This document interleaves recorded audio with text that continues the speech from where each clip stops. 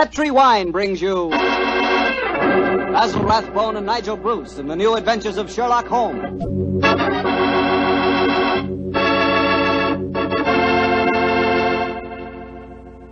The Petri family, the family that took time to bring you good wine, invites you to listen to Dr. Watson tell us another exciting adventure he shared with his old friend, that master detective, Sherlock Holmes.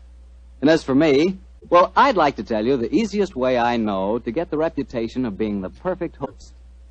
Next time friends come over for dinner, before you sit down to the table, serve glasses of Petri California sherry. Petri sherry is the best beginning a good meal ever had. I say Petri sherry because Petri sherry is extraordinary sherry. You can tell by looking at it. Hold it to the light. Notice how clear it is. Notice its beautiful deep amber color. And you can tell Petri sherry is unusual from just a whiff of its fragrance. And, of course, in the last analysis, you can tell just how fine a wine Petri sherry is by tasting it. That's the best test of all. And that's where you'll get the most pleasant surprise, because Petri sherry really tastes wonderful. A flavor right from the heart of the grape. So serve Petri sherry to your family and your friends, and serve it proudly, because the name Petri is the proudest name in the history of American wines. And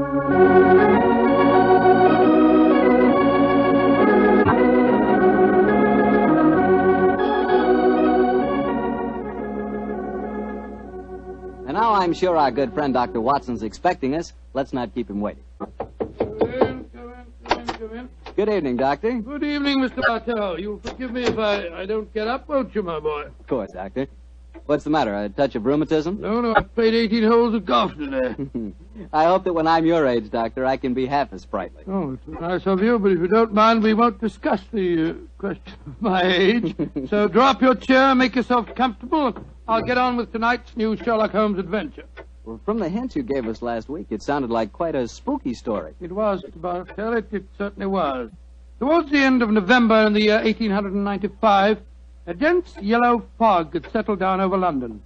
For 4 or 5 days, it was impossible from our rooms in Baker Street to see the outline of houses opposite. A real London pea souper, huh, Doctor? Yes, my boy, and it became most depressing. The first day, Holmes had spent in cross-indexing his huge book of criminal references. The second and third had been patiently occupied with a subject which he had recently made his hobby, the music of the Middle Ages. But when on the fourth day, pushing back our chairs after breakfast, we saw the greasy, heavy brown swirl still drifting past us and condensing in oily drops upon the window panes, Sherlock Holmes' impatient and active nature could endure this drab existence no longer. He paced restlessly about our sitting room, chafing against the inaction. After several minutes of these perambulations, he turned to me and spoke. Anything of interest in the paper, Watson? News of a revolution, a possible war, and of an impending change in the government. Nothing to interest you, though. No crimes of any importance. The London criminal is certainly a dull and unenterprising fellow these days. Look out of the window, Watson. See how the figures loom up, are dimly seen and then blend once more into the foggy depths. What a day for a thief or a murderer. He could roam London as the tiger does the jungle, unseen until he pounces, and then evident only to his victim. That's a cheerful thought, I must say. Hello. I wonder who that is. Probably a visitor for Mrs. Hudson, or perhaps the local plumber has finally condescended to pay some attention to the faulty gas jet in our hallway. I don't think you're right on either count. I can hear Mrs. Hudson's footsteps on the stairs. Come in. Come in. Yes, Mrs. Hudson, what is it? Oh, excuse me, Mr. Holmes, but there's a gentleman to see you. Says it's most important, and he asked me to give you this card. Oh, thank you. Oh, Mortimer Harley, eh? Show him up, please, Mrs. Hudson. Very good. Mortimer Harley, and who's he? I've not had the pleasure of meeting him personally, but I'm quite familiar with his scientific reputation. Scientific? Oh, in what does he specialize? Oh, I suppose one might refer to him as one of the greatest authorities on all matters connected with the occult. You mean the fellow dabbles in supernatural stuff and all that sort of thing? I mean, my dear Watson, that Mortimer Harley is an extremely intelligent man with a thoroughly comprehensive and scholarly knowledge of his field and an intense belief in the existence of the supernatural force. And here he is to speak for himself. Oh, come in, Harley. Thank you, Mrs. Hudson. You're Mr. Sherlock Holmes? Yes, sir. This is my colleague, Dr. Watson. How do you do, Mr. Harley? How do you do, Doctor? Won't you sit down, sir? Thank you. Well, you fellas are probably wondering who I am and what's brought me here. Well, we're not wondering who you are, Mr. Holly. My friend Holmes was just telling me of your scientific eminence. I'm flattered that you know of me, Holmes. Just the same, you're wondering why I'm here. Naturally, sir. Well, since you know I'm a student of the occult, I'll get right down to my problem. Mr. Holmes, have you ever heard of the Headless Monk of Trevennis Chapel? Oh, yes, indeed, Mr. Holly. An apparition to be counted among our more intangible national treasures, I should say. I'm sorry to appear stupid, but I have never heard of the Headless Monk of whatever it is, Chapel. Well, then, let me tell you about it, Doctor. Yes, I wish you would. Trevennis Manor in Cornwall was once an abbey. It was expropriated during the reign of Henry VIII, and several of the monks were killed in some of the minor difficulties attendant on such an act. But one of the murdered monks, a certain Brother Hugh, the chapel organist, was persistent. He still haunts the chapel today. He still plays the organ, and since he was beheaded, he always appears headless. It's a charming little legend, Mr. Harley, but you don't expect us to believe it's anything but a legend, surely. Ah, skeptic, eh? How about you, Mr. Holmes? I'm extremely curious to know why you come to see me, Mr. Holly. I'll tell you why. I have a rare opportunity to investigate the phenomena. You see, the son of an old friend of mine, a young fellow by the name of Leonard Miles, is secretary to the owner of Trevennis Manor. He asked me to stay there, and I find the invitation irresistible, particularly since the phenomena have curiously increased of late, Mr. Holmes, almost as though some more mortal agency were motivating them. Oh. Now I see why you've come to me, Mr. Holly. I knew you would, Holmes. You see, I'm like my good friend and fellow investigator, Carnacki. I believe in being prepared to meet phenomena on either the natural or the supernatural plane. If the phenomena are real, then they fall legitimately in my field. Whereas if, as I'm sure you suspect, they are being contrived by human forces, then you think that's more in my department, eh, Holly? Exactly. Well, what do you say, Holmes? A little trip to Cornwall would be a nice few days. We'd probably escape the fog down there. Ah, the places with the weather, Watson. What? I'm much more concerned with the fog that surrounds the appearances of the Headless Monk of Trevennis Chapel. And Mr. Harley, I accept invitation with pleasure. There's still time to catch the Cornish Express. We can be at Trevennis Manor before the moon...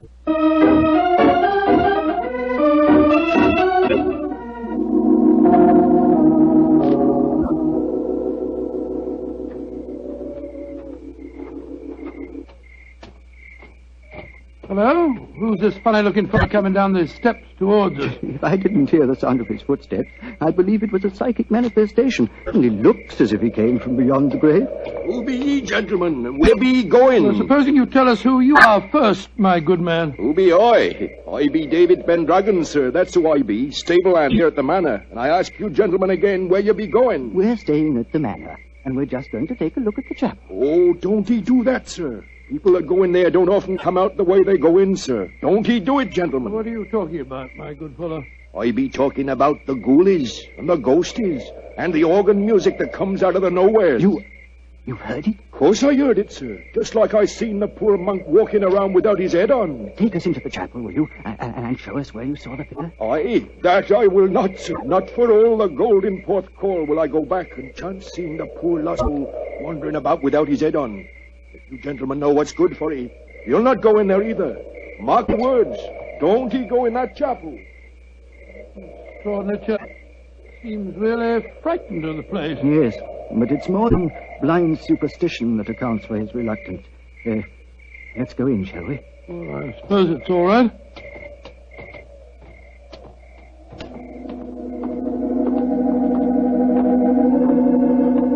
Great Scott! Listen to that. The organ. The ghost's playing it. We're extremely fortunate. A psychic manifestation as soon as we enter. Remarkable. Psychic manifestation rubbish. Look who's sitting at the keyboard. It's Holmes. Holmes! What's the matter, Watson? What's the matter? You frightened us to death, didn't you, Holly? Well, speaking for myself, Doctor, it disappointed me. I thought it was a genuine phenomenon. What do you think you're doing, Holmes? I thought you were still behind us. I'm sorry if I frightened you, Watson. I was curious about this organ. I slipped in by the side door ahead of you and tested the instrument. It's in astonishingly good condition for a disused chapel, don't you think, Harley? Yes, I do, Holmes. One might reasonably presume that someone tends it with great care. In fact, I would go further and say... What are you doing in here? We are guests at the manor house, and we decided to pay a visit to the chapel before we paid our respects to our host. Oh, My father is your host. I'm Dorothy Brownlee. How do you do, Dorothy? My name is Holmes, and these gentlemen, Dr. Watson and Mr. Harley. How do you do, Dr. Watson? Mr. Harley. I heard the organ music, and I was terribly frightened. You've heard of the legend, I suppose. You mean about the headless monk and the ghostly organ and music, Miss Brownlee? Yes, Doctor. And it's more than a legend, I assure you. That's why I rushed over here as soon as I heard it. It must have frightened all the servants within hearing distance. Why were you playing the organ? I'm curious to see whether it's in good repair. Obviously it is, Mr. Holmes. Well, my father and his secretary, Mr. Miles, are expecting you, I know. Let's walk over to the house, shall we? I'm sure you've seen enough of the chapel for tonight.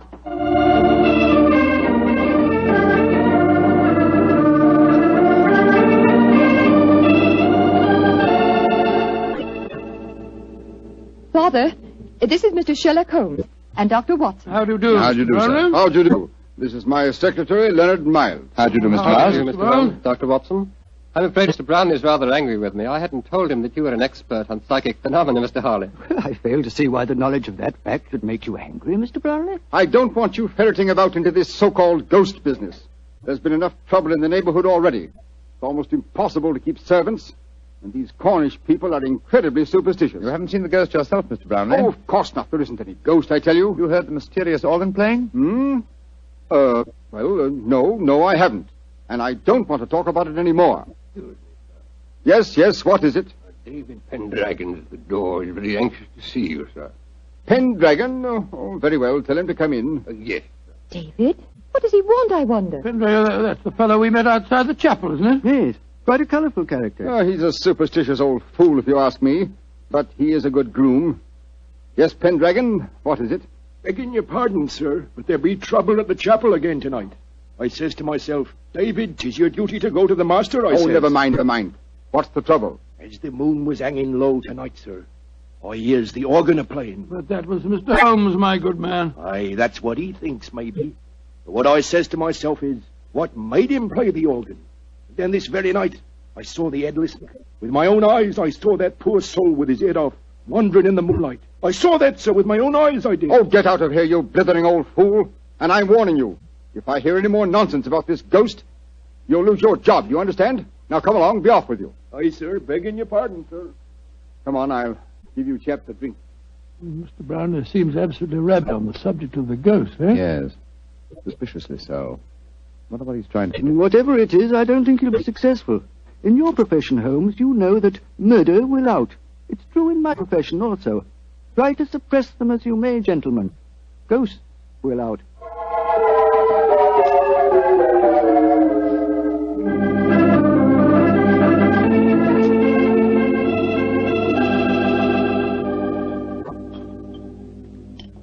Well, Holmes, this place may be haunted, but I swear that I never spent a better night anywhere.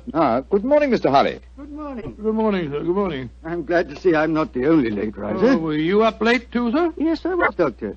I decided to ignore the veiled threats of Mr. Brownlee, and so I did a little investigating in the chapel. Do you mind passing the teapot? And what were the results of your investigations, Mr. Harley? Well, there was no psychic manifestation, you understand, but I'm sure of one thing. That chapel is evil. Evil to the hearts of its stones. And I'll swear that evil does not stem from the hapless monk who was murdered there. You confirm certain suspicions aroused by my own investigations last night. There is evil here, Mr. Harley, and I think I know its nature. Unless I mistake every sign and reaction, someone has been initiating the local peasantry to the evils of the Black Mass. Mass? Good Lord, what a shocking thought. My own sensations last night confirm your theory, Holmes. There is a coven here, I swear it, hiding its own obscene practices under cover of the haunting. Well, that sounds quite feasible. After all, the people are so superstitious that they'd keep as far away as possible from the chapel when they heard the organ This playing. problem falls into both our fields, Harley. The practice of black magic is a criminal offense. Perhaps it's just as well the old laws against witchcraft are still in force. I imagine, Mr. Harley, that you have your own methods of combating such forces as we're up against. Oh, yes, Holmes. Though mine are not connected with the legal aspect of the case. May I ask what you plan to do, sir? Well, I have several rather elaborate preparations to make, Doctor. It'll take me most of the day, I'm afraid. However, I shall explain them to you all after dinner tonight.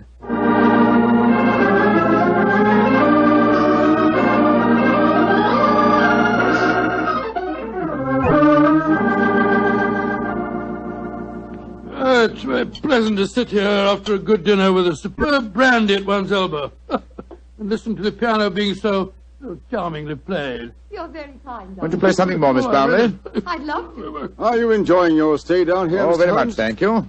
Both Mr. Harley and I have found the local folklore extremely interesting. I say, you fellows haven't been investigating the haunted chapel business again, have you? Now, look here. If you have, I shall be very angry. It's abusing my hospitality. I told you distinctly I didn't want any more talk of ghosts. We are not talking of ghosts, my dear Mr. Brownlee. I have something even more important that I must fight now. It's possibly a little hard to imagine me as a crusader. Me, the stooped little man, beside the four of you, as toweringly tall a quartet of men as I have ever faced. And yet, I am your St. George. What on earth are you talking about, sir? I'll tell you in secrecy. This mustn't reach the ears of the peasantry. I refer to myself as St. George because I go to wipe out an evil that lives in your midst. A living, modern dragon. Please, Mr. Harley. That sounds dreadfully frightening. And to rid you all of this fiend, I must cleanse the chapel, purify it, exorcise it, remove its residue of psychic evil. That, gentlemen, is my mission tonight. Dorothy! She's fainted. Get some smelling salts, quickly. I'm afraid you were a little too graphic, Mr. Harley. I'm sorry if I frightened the young lady, but I'm sure that after tonight she will have no further grounds for fear in Trevennis Manor.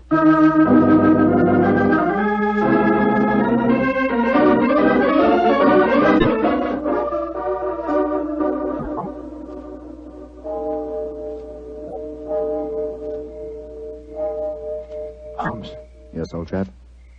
did you hear anything? Nothing but the owls and the clock striking midnight. I'm getting all jumpy. What do you suppose Harley's up to? I can imagine his procedure at midnight, the crucial hour, I suppose, in his endeavors.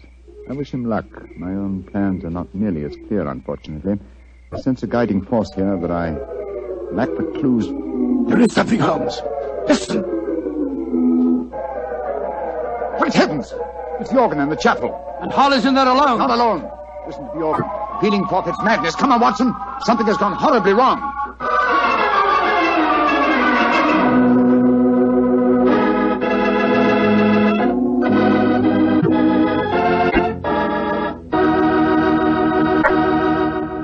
You'll hear the rest of Dr. Watson's story in just a second. You know, a moment ago I told you how much I thought you'd like Petri California Sherry, but I didn't tell you that Petri Sherry is the all-round, all-American wine. You can not only serve Petri Sherry before dinner, it's good after dinner, too. And, of course, later evening, when you're listening to the radio with some friends, a glass of Petri Sherry is just the thing. And say, Petri makes two kinds of sherry, the regular and Petri Pale Dry. To make sure you get the one that you like best, do what I do. Don't buy one, buy two. But remember, always buy Petri. Dr. Watson, that was a heck of a place to break off your story. Then let us continue it as speedily as possible, my boy. As soon as we heard that devilish organ music, Holmes and I rushed out of the house and raced in the moonlight down the path leading to the ruined chapel.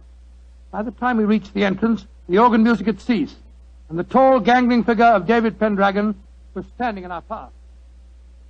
You gentlemen be wanting at this time of night. What are you doing here? I be here because the gentleman gave me 5 shillings to stand outside here and see that no one disturbed him. That's why I be here. And nobody did come or go. He still be there, he be. But when you heard that organ music, why the devil didn't you go in? Organ music? I heard no organ music, come on, sir. Watson.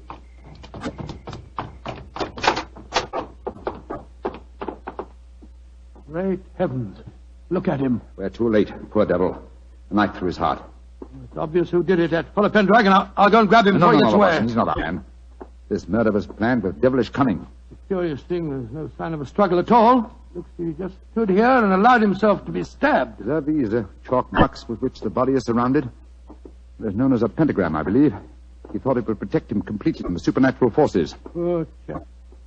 For once his researches went too far. Yes, because they touched not on the supernatural, but upon natural evil. And remember, Watson, that only 3 people besides ourselves and David Pendragon knew of this vigil. Yes, Brownlee, his daughter, and young Miles, the secretary. Exactly. Go back to the house, will you? And bring them here. Perhaps we can lay a ghost by trapping a murderer.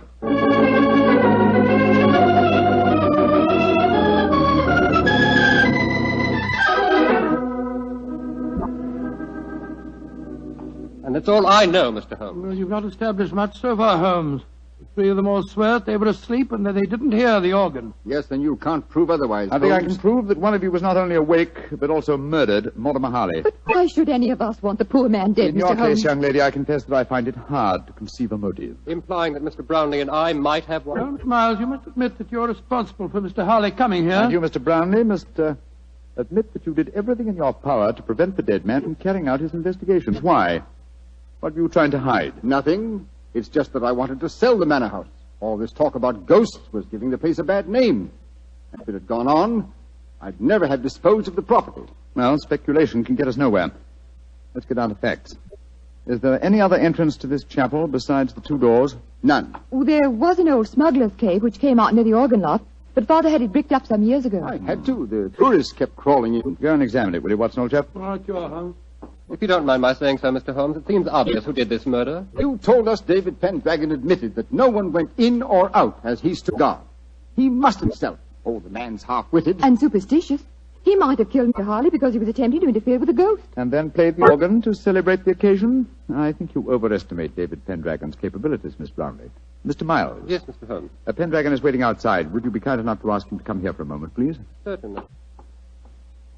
What did you find out, Watson? Well, it's easy to see where it was bricked up, but it's a slum. No one could get in that way.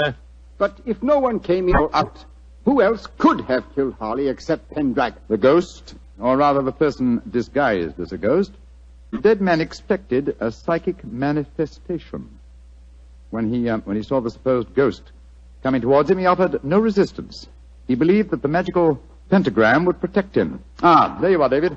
Aye, here I be, sir. But I don't know nothing more than what I told thee. Oh, don't be frightened, Pendragon.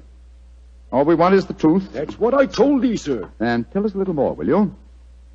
When you said no one had entered the chapel tonight, you meant that no mortal man had entered, didn't you? That I did, sir. But how could I say I'd seen the ghost when Mr. Brownlee here had told me I'd lose my job if I spoke of the ghost again? Oh, now we're getting somewhere.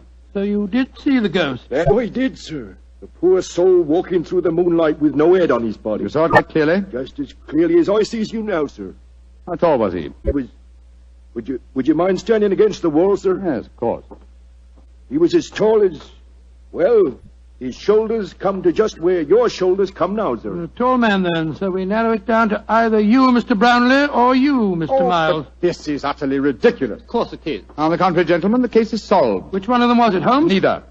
Remember that the ghost is headless. That means that the impostor must have built up fake shoulders covering the head. On either of these men, it would have brought their shoulders to the level of my head. Great Scott, it was... Bravo, Mr. Holmes. I didn't think you'd catch me. Dorothy! No, I don't Miss believe it. Brownlee, I must warn you that... Get back. Don't any of you come near me. As you see, I have a revolver. Dorothy, for heaven's sake! Don't speak to me of heaven. You thought I was a sweet little girl, didn't you, Father? You didn't know your dear, demure daughter could murder a man, did you? Why did you kill Mortimer Harley? Because he was a meddler. For months I've been practicing black magic here. For months I've been building up the legend of the headless monk and the organ music. It made me so wonderfully alone, so gloriously free to practice the rites. And then he came here. I let him live that first night because I thought he was a fool. But on the second, when he said he was going to exorcise this chapel, to purify it, as he said, he signed his death warrant. If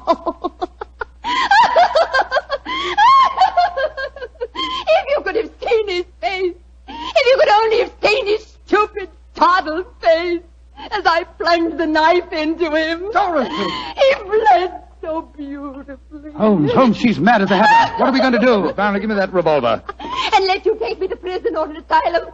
No, you'll never catch me. She's backing up the stairs leading to the organ loft. Dorothy, come back! Don't try and follow me. Look out! The railing's behind you.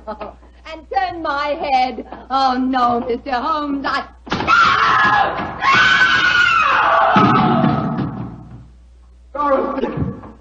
Dorothy!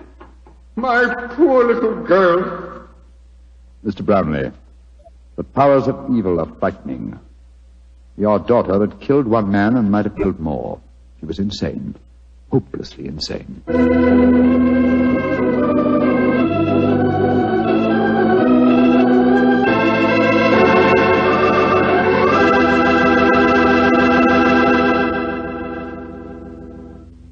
Well, Doctor, that was quite an exciting story.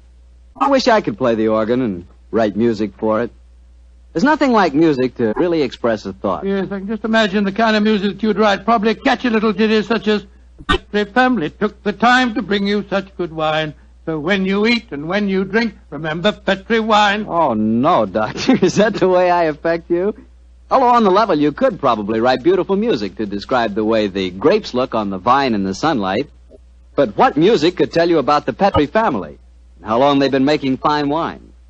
You know, the Petri family has been making wine for generations, handing on down from father to son, the knowledge necessary to transform luscious, sun-ripened California grapes into delicious, fragrant wine. And when you see that name Petri on a bottle of wine, remember, you're not looking at a mere trademark. That name Petri is the personal assurance of the Petri family that every drop of wine in that bottle meets their unusually high standards. Petri wine is always good wine. It's got to be, because Petri took time to bring you good wine. Well, Dr. Watson, what new Sherlock Holmes adventure do you have lined up for us next week? Well, now let me think. Next week, Mr. Bartell, I'm going to tell you a story that started quite enough as Holmes and I sat at a London dinner party, and yet, before the evening was over, we found ourselves involved in one of the most shocking scandals that ever rocked London society.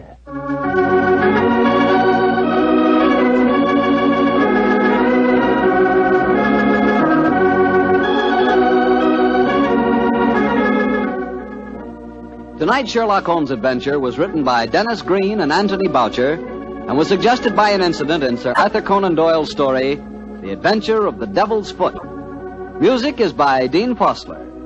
Mr. Rathbone appears through the courtesy of Metro-Goldwyn-Mayer, and Mr. Bruce through the courtesy of Universal Pictures, where they are now starring in the Sherlock Holmes series.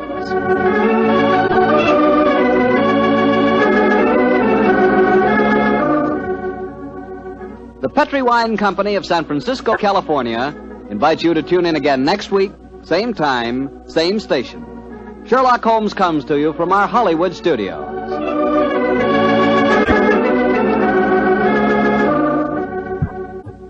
This is Harry Bartell saying good night for the Petri family. This is the Mutual Broadcasting System.